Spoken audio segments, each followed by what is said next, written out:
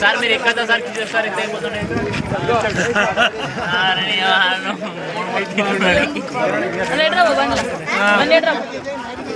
నువ్వు ఎక్కడ అయిపోతున్నా సార్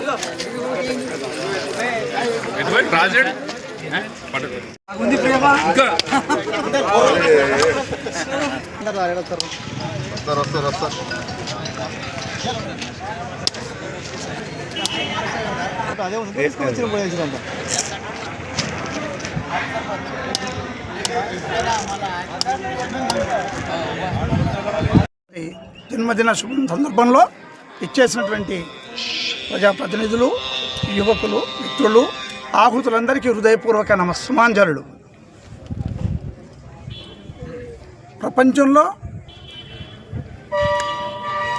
అత్యున్నతమైనటువంటి అగ్రరాజ్యాల సరసన భారతదేశాన్ని నిలుపాలన్నటువంటి సత్సంకల్పంతో ఆధ్యాత్మిక చింతన కలిగినటువంటి మహామనిషి వివేకానంద గారు. ఆయన ప్రధానంగా దేశ భవిష్యత్ అంతా కూడా యువతపైనే ఉంది. యువత ఏమనుకుంటే అది సాధించగలుగుతారు. ఒక దేశానికి దేశం యొక్క సమృద్ధిగా సర్వతోముఖాభివృద్ధికి పౌరులు, యువకులు, వాళ్ళ సేవలు అవి చాలా ప్రధానమైనటువంటి అని చాటి చెప్పినటువంటి మహా గొప్ప సంస్కారవేత్త అనుకోండి, ఒక మహాయోగి అనుకోండి, ఒక తత్వవేత్త అనుకోండి, ఒక విద్యావేత్త అనుకోండి. అన్నింటికంటే ఆధ్యాత్మిక పరంగా కూడా మన దేశం యొక్క ఔన్నత్యాన్ని, కీర్తి ప్రతిష్టల్ని, భారతదేశం అంటే ఏమిటి అని విశ్వవ్యాప్తంగా తెలియచేసినటువంటి మహామనిషి వివేకానంద గారు. మనిషి పుట్టడం గిట్టడమే ప్రధానం కాదు, మానవుడి యొక్క అసలు విలువ ఆధ్యాత్మిక చింతనతోనే రామకృష్ణ పరమహంస గారికి శిష్యుడుగా అయి ఆ గురువు గారే రామకృష్ణ పరమహంస గారు ఈయన కలకత్తాలో ఉన్నప్పుడు ఎత్తుక్కుంటూ వచ్చి శిష్యరకం ఇచ్చినటువంటి గొప్ప మరి ఆధ్యాత్మికవేత్త ఆయన. మన దేశం యొక్క కీర్తి కిరీటాలని, ప్రత్యేకతని ఒక్కసారిగా చికాగో నగరంలో, అది మొత్తం విశ్వవ్యాప్తంగా ఉన్నటువంటి ఒక మహాసభ, ఆ సభలో మాట్లాడడానికే ఇవ్వబడినటువంటి నిమిషాలు 2 నుంచి 3 నిమిషాల కంటే ఎక్కువ మాట్లాడడానికి లేదు. ప్రపంచంలో ఉన్న అన్ని దేశాల యొక్క మహా విద్యావేత్తలు, యోగులు, మిగిలినటువంటి ఆధ్యాత్మిక చింతన కలిగినటువంటి వాళ్ళు అందరూ ఉన్నటువంటి ఆ సమావేశంలో 2 నిమిషాలంటే మొట్టమొదలు ఆ వాగ్దేవి యొక్క దీవెనలు తీసుకొని తర్వాత సోదరీమణులు అనేటువంటి ఒక్క మాటతో ప్రారంభించి ఆయన ఇంతసేపు మాట్లాడిందంటే ఒక్కసారి ఆ స్పీచ్ మొత్తం అయిపోయి నేను కన్క్లూడ్ చేస్తున్నాను నమస్కారం అని చెప్పే వరకు 1 గంటల టైం అయిపోయి 2 నిమిషాలు కాదు కదా మైమర్చిపోయినారు అందరూ. ఆయన ఉపన్యాసం అంటే అంత దివ్యంగా, అంత విజ్ఞతతో, అంత గొప్పగా, అంత అక్కడ ఉన్నటువంటి వాళ్ళని అందరినీ ఆకట్టుకునే విధంగా ఇచ్చిన తర్వాతే ఒక్కసారి గుర్తించలేకపోయినట.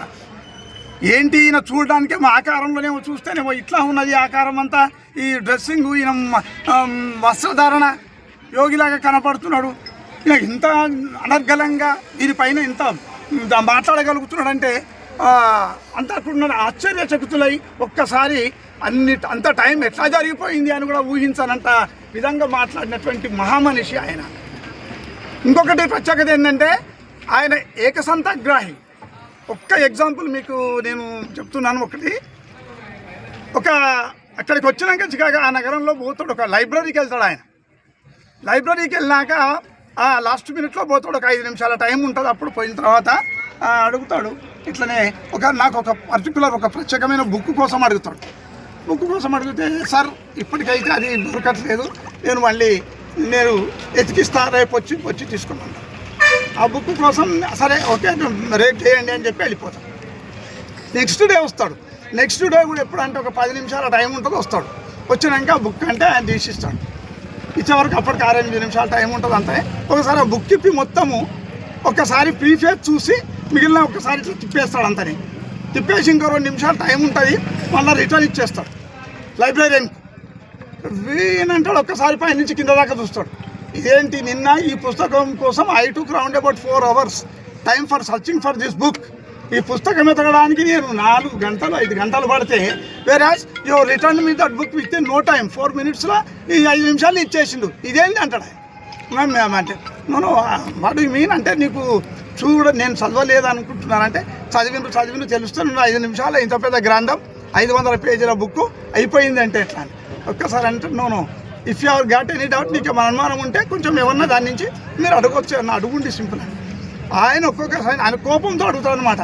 నేను ఇంత కష్టపడి తీస్తే ఇంత ఇచ్చిండేది నేనే చూస్తే దాంట్లో ఏ ఒక లైన్ దాన్ని చెప్తే ఆయన పేజు సెంటెన్స్ దాంట్లో ఉన్నటువంటి ఒక్కసారి స్టన్ అయిపోతాడు. ఇదేంది కదా ఇంత ఇప్పటివరకు ఫస్ట్ టైం వాళ్ళు ఒకసారి చూసి no sir have you got doubt once again ask me, మీరు ఇంకేమన్నా డౌట్ ఉంటే ఆడకి ఇంకోటి కూడా కనుక్కోమని. ఆడ అన్నో కొంచెం 384 పేజీలు అంట, విత్ పేజ్ నెంబర్ లైన్ నెంబర్తో సహా చెప్పేసి ఒక్కసారి సాష్టాంగ దండం పెడతారు. తండ్రి you are supreme. I don't think so, నేను అనుకోలేదు, ఊహించా కూడా నా కల్పన కూడా లేదు. ఇది ఏమిటి అంటే ఆయన ఏకసంతగ్రాహి అంటే ఒక్కసారి వింటే ఇక అది వచ్చినట్టే. ఆ మహాత్ములకు ఎట్లా ఉంటుంది వాళ్ళకంటే ఒక్కసారి ప్రీఫేస్ చూసి ఇట్లా అనేస్తే దాని నుంచి ఎక్కడ ఏమున్నా చెప్పగలిగినంత మహాజ్ఞాని. అట్లాంటి మహనీయుడు మనకందరికి ఇచ్చిన ప్రధానమైన సందేశం ఏంటంటే ఈ దేశం అప్పటికి ఎట్లా ఉంది, ఆధ్యాత్మికంగా ఉంటే ఇప్పుడు ఈ టెక్నాలజీ అడ్వాన్స్మెంట్ లేదు, శాస్త్ర సాంకేతిక పరిజ్ఞానం లేదు. శాస్త్ర పరిజ్ఞానం ఉన్నటువంటి ఆ దేశాలకు ఇది మనం దేవుడు భగవంతుడు అంటే నమ్మేది ఆ కాలం లేదు.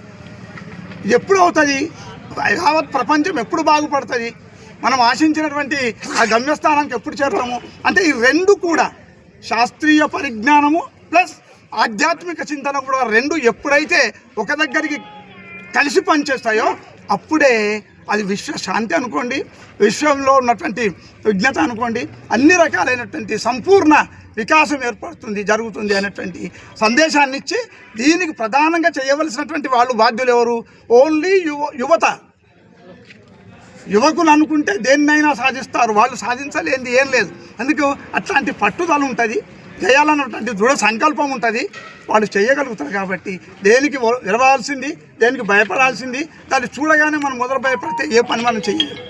దాని ఏం కాదు, ప్రయత్నిస్తే తప్పకుండా సాధించలేనిది ఏమన్నటువంటి సందేశాన్ని ఇచ్చి ఆయన జన్మదినాన్ని ఇప్పుడు అగ్రరాజ్యాల సరసన ఇప్పుడు ఇండియా కూడా మనం ఉండడానికి ప్రయత్నిస్తున్నాం. దేనివల్ల ఇవాళ యువత ఇచ్చినటువంటి స్ఫూర్తి, వాళ్ళు తీసుకుంటున్న నిర్ణయాలే ఆ సందేశాన్ని ఇచ్చి మనందరినీ మనము పురోగమనానికి, మన దేశం యొక్క సంపూర్ణ వికాసానికి తోడ్పడినటువంటి మహామనిషి యొక్క జన్మదినాన్ని అందుకే ఇవాళ మనం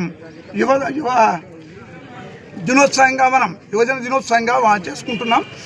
నేను ప్రత్యేకంగా అంతా మన మండల స్థాయిలో అనుకోండి, జిల్లా స్థాయిలో అనుకోండి, మన గ్రామ స్థాయిలో అన్ని రంగాల్లో ఇంత కాకుండా ఇంకా యువత ఎక్కువ సంఖ్యలో అందరం పాల్గొని మీరందరూ మన అభిప్రాయాల్ని ఖచ్చితంగా వ్యక్తీకరిస్తూ మనమందరం కలిసికట్టుగా మన ఒకటి గ్రామాలతోనే మళ్ళీ మండలాల నుంచే జిల్లాల నుంచే రాష్ట్రాలన్నీ అయితే ఒక దేశాభివృద్ధి ఏంటి ఇక్కడి నుంచే ప్రారంభమైంది. మనమందరికీ సంకల్పం అట్లా ఉండాలని, దాన్ని మనం పరిపూర్ణంగా దాన్ని పూర్తి చేసుకోవడానికి దైవం యొక్క ఆశీస్సులు ఉండాలని నేను కోరుకుంటూ యువతలో అట్లాంటి చైతన్యం రావాలని ఈ అవకాశాన్ని ఇచ్చినందుకు కృతజ్ఞతలు. Thank you everybody. వివేకానందుని యొక్క జన్మదినం సందర్భంగా మండల కేంద్రంలో టేక్మాల్లో ఈ కార్యక్రమం జరుపుకోవడం చాలా ఆనందంగా భావిస్తున్నాం. మరి ముఖ్యంగా స్వామి వివేకానందుడు అంటే మరి దేశభక్తి, యువకులకు ఏదైతే మార్గనిర్దేశం చేసిండో మరి ఆ నినాదాల మీద ఈరోజు దేశంలో ఉన్నటువంటి యువకులంతా దేశ భక్తి వైపు మరలే విధంగా మరి ఆయన చేసినటువంటి కార్యక్రమాలు చాలా గొప్పవి అని చెప్పి ఈ సందర్భంగా తెలియజేస్తున్నాం. మనం ఎప్పుడు ప్రపంచ దేశాలలో కూడా వివేకానందుని యొక్క ఖ్యాతి చిరస్థాయిగా నిలిచిపోయేటట్టుగా మరి ఆయన భారతదేశ కీర్తి పతాకాలను మరి ప్రపంచ దేశాల్లో మారుమోగే విధంగా చేసినటువంటి మన మహాత్ముడు మరి స్వామి వివేకానందుని అడుగుజాడలో యువత ఇప్పుడు ముందుండాలి, నడవాలని చెప్పి ఈ సందర్భంగా కోరుతూ ఎల్లప్పుడూ కూడా వివేకానందుని యొక్క ఆశయ సాధన ఉండాలి. ముఖ్యంగా మండల కేంద్రమైన ఈ కేంద్రంలో వివేకానందుని స్టాచ్యూ కోసము అప్పట్లో యువకులు ఎంతోమంది దాతలు మరి ఈరోజు మన మధ్య లేకపోయిన చారి ఎస్వి చారి గారు వాళ్ళ సార్ ద్వారా మరి బత్తుల సురేష్ ద్వారా మరి అక్కడున్న ప్రజాప్రతినిధులు అందరి ద్వారా కూడా ఏకమై అందరి ప్రోద్బలంతో మరి నిధులు సమీకరించి ఈరోజు ఇంత మంచి స్టాచ్యూ ఏర్పాటుకు సహకరించిన పాత వాళ్ళని కూడా మళ్ళొకసారి గుర్తు చేసుకుంటూ ఇలాంటి జన్మదినాలు మరెన్నో జరుపుకోవాలని చెప్పి కోరుతూ ఈ సందర్భంగా కృతజ్ఞతలు తెలియజేస్తున్నాం. నందా నందా నందా నందా సందర్భంగా ఇక్కడికి విచ్చేసినటువంటి గ్రామ సర్పంచ్ గారు మరియు మిత్రులు రమేష్ గారు, మరి కిషోర్ గారు, మరి సాగర్ గారు, వార్డు మెంబర్లు, మరి యువకులు, యువజన సంఘాల నాయకులు, గ్రామ పెద్దలు అందరికీ పేరు పేరున స్వామి వివేకానంద జయంతి శుభాకాంక్షలు తెలియజేస్తూ మరి యువతకు స్ఫూర్తి స్వామి వివేకానందుడు. మరి ఆయన అంటాడు ఏంటంటే మందలో ఒకటి కాకుండా వందలో ఒకటిగా ఉండాలి. అంటే మందలో అంటే అందులో ఒకటి కాదు, ఒక గుర్తింపుగా ఉండాలి. వందలో ఒకటిగా గుర్తింపు ఉండాలి. మనము దేశానికి మనకు దేశం ఏం చేస్తుంది అనుకుంటా మనమేం దేశానికి చేస్తున్నాం అనేది ముఖ్య సూచిక వివేకానందుంది. మరి ఈ యువత మరి దేశానికి ఇనుప కండరాలు, ఉక్కు నరాలు వంటి యువత కావాలి. ఈ దేశాన్ని ఉద్ధరించితే వాతే యువతనే ముఖ్యం. ఈ యువత చేతుల్లోనే దేశ భవిష్యత్తు ఉంటుంది మరి అని చెప్పి స్వామి వివేకానందుడు యువతకు స్ఫూర్తిగా నిలిచాడు. ఆ రోజుల్లో మరి చికాగోలో మాట్లాడుతూ మన భారతదేశ సంస్కృతిక గురించి, మన భారతదేశ గొప్పతనం గురించి మాట్లాడిన వ్యక్తి స్వామి వివేకానందుడు.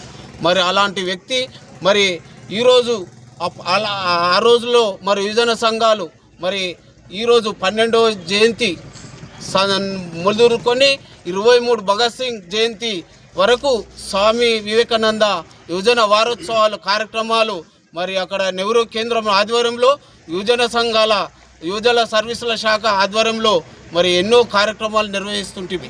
ఈరోజు మరి ఆ కార్యక్రమాలు మరి యువజన సంఘాలు కొంచెం తక్కువైనాయి.